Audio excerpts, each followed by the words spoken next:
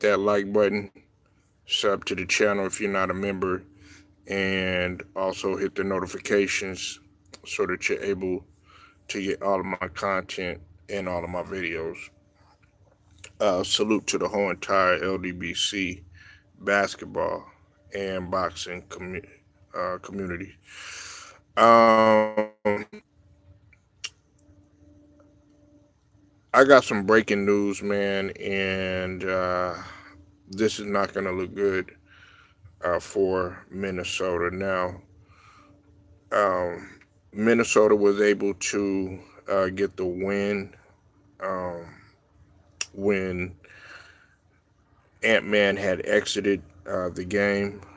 Uh, but according to Shams Sharania, uh, Anthony Ant Man Edwards will be out for at least 2 weeks due to a hamstring strain. Now, many people felt that you know Ant Man was might have been faking the injury and everything.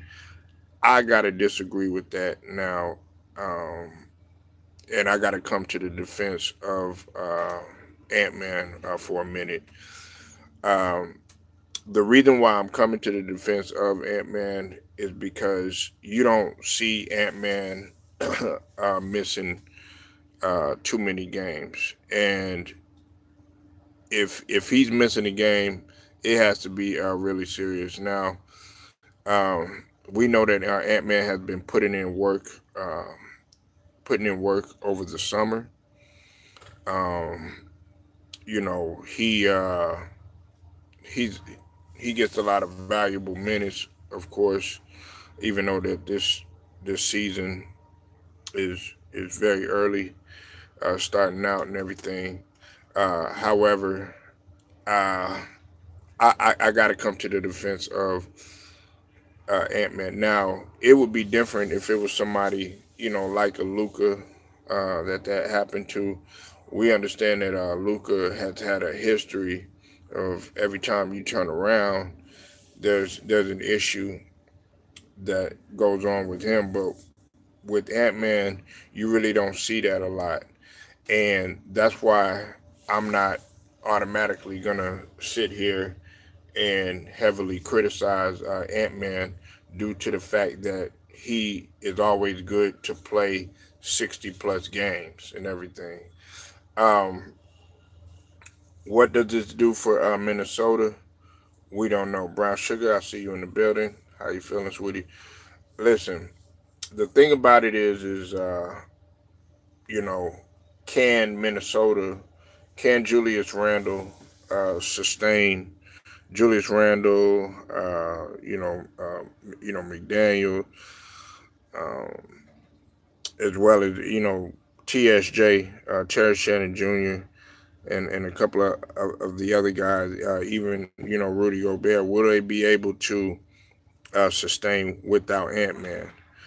Uh, we'll have to see. I mean, they beat Indiana. If I'm not mistaken, they did beat Indiana. That's the game when he had got hurt. But we are talking about the leader of the team, the franchise player, and 20 plus points per game scorer. In this case, even more than that because he was just coming off of a 41 point game. Uh, the first game when he played against the Blazers. You said, I believe that they're gonna play harder. Quite possibly, quite possibly, but we'll see if they'll, them playing harder is going to help. It's going to translate into wins. I mean, we're talking about a a Western Conference that, in my opinion, has shown improvement on all the teams. Now, some teams, they did they took a step back, but People have been talking about the Spurs. We see that the Dallas Mavericks, uh, they're starting to feel themselves just a little bit. I know Cooper Flag. He had a monster game. Then we got to throw the Lakers in there. I'm talking about some of the teams that they see as mediocre. But then when we talk about the undefeated team like the Spurs, let's see if they'll be able to pan out well against them. You said this. What's up with it, Lemon Pepper Lou? I see you in the building. Make sure y'all go sub to my brother Lemon Pepper Louisville. You said this chance we'll see how good Minnesota is. I agree. I agree. Y'all hit the like when you come in here too. Please hit the like. Hit that like button. Uh, your boy trying to get back into the algorithm. They haven't been pushing my videos, but slowly but surely I'll get out there. But yes, I agree with you, 100%. What Minnesota is truly made of. You know, you can't be heavily reliant on just one superstar all the time. That's what I was trying to tell. I think shout out to HD and like when they were talking about Chicago, when they were talking about like Chicago for an example, when they relied so much, and Lou, you a Chicago Bulls fan. Remember when they used to rely so much on Derrick Rose, for an example, I'm talking about, without Jordan and everything. When you relied so much on Derrick Rose when he got hurt, guess what? That's pretty much that. That was pretty much their whole team. I mean, okay, you had Kurt Heinrich, you had some of those other guys, but they weren't no Derrick Rose. What I was saying is that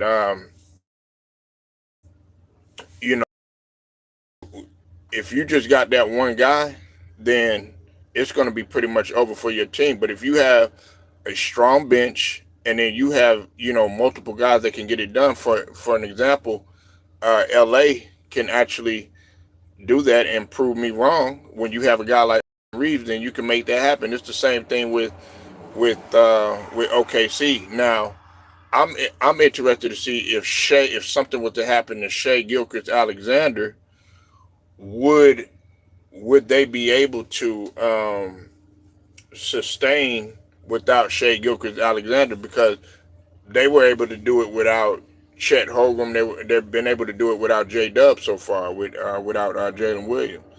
So will they be able to do that without their superstar? We know that Rudy Gobert, he's not a scorer like that. You know what I'm saying? I mean, he's a defender, but he really hasn't been as of late. He hasn't been. It's early in the season. We'll see how it is, but time and time again, Rudy Gobert has been shown to be unreliable. Okay, McDaniel, he's probably gonna have to step up. Terrence Shannon Jr. This is when real coaching starts. Yes. Finch, he's gonna have to get in his bag. He's definitely gonna have to get in his bag. So we'll see what happens. The veterans you got veterans on that team. Um, the one that comes to mind, of course, we talk about Mike Conley Jr. and everything, but this is when veteranship comes in. You got Joe Ingles on the team still. Defacino, if he's still there, I don't. I think he's still playing and everything. Those other guys are gonna have to really step up. But this is the big loss, man. This is a big loss. I know it's only 2 weeks. It's not like a month. It's not like LeBron time, or what I'm saying. Kyrie time, or um, Jason Tatum time, and no shit like that. But you're still missing him, and right now you can't afford to get behind any teams. Pause. You can't afford to take a step back, especially in the Western Conference. It's hard to climb back up, especially when teams tend to get better by the day. You understand what I mean? So it's going to be interesting to see what takes place from this. We know that Ant Man has been, putting in work all off season. I've been really high.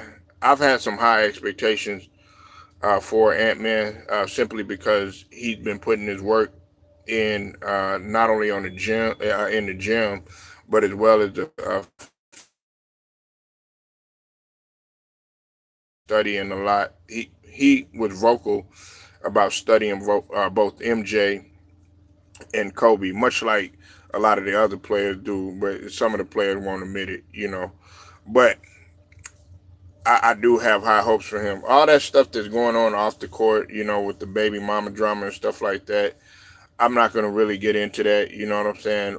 I'm focused on, and please hit the like when you come in here. All right, please hit that like button. Just double tap the screen, hit the like for you, boy. Um, it's going to be interesting to see how Ant Man bounces back from this. You know what I'm saying? And how Minnesota bounces back from this. I know that the brother Lemon Pepper Lou has always been of the mindset that it's a team game. It's not just dominated by one person. Uh, that's something that I definitely agree with. However, um, in this situation, that's definitely going to have to come to light. And also, I'm not going to say that I like seeing stuff like that. You said that off the court stuff, not our business. Exactly. But because he is a star, because he is a superstar, because he is a future Hall of Famer, because he is one of the best players in the league, that's something that they're going to dive into. And let's just call it what it is, Lou. A lot of people like drama. They like the dramaticism of what's going on in the guy's personal life. You know what I'm saying? Uh, such as, what's taking place in the NBA right now. The whole gambling, sports gambling fiasco.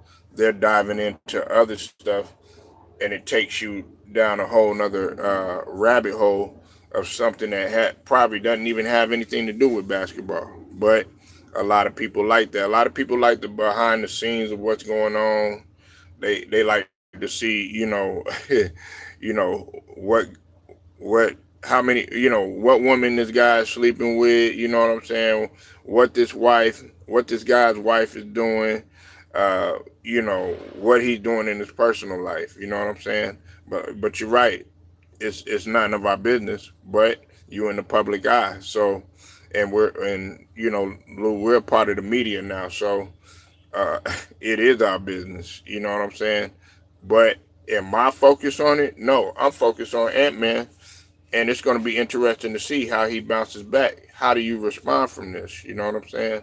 Now it's not a lot. It's not too much. It's just like Luca. Um, Luca's going to be out for a week. You know what I'm saying? But missing a superstar like that with Ant Man being out 2 weeks, you never know what could happen. Now, a guy could step up. Like I said, they did get that win without Ant being in the lineup. Okay, but that was against a Pacers team who is surely missing Halliburton right now because they're 0-3 right now at this point in time. So we're gonna have to see, what takes place with this.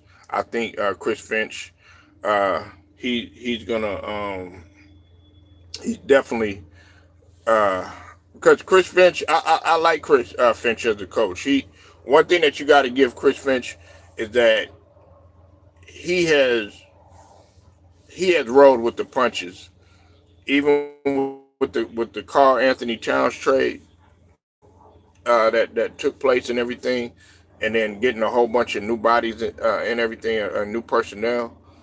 Chris Finch has been able to get in this coaching bag. So, Lou, that was an excellent point that you brought up about, you know, okay, hey, this is where real coaching comes in because a lot of people have criticized Chris Finch. I haven't criticize Chris Finch that much. I think he does a solid job. You know what I'm saying? Especially with what you had to work with.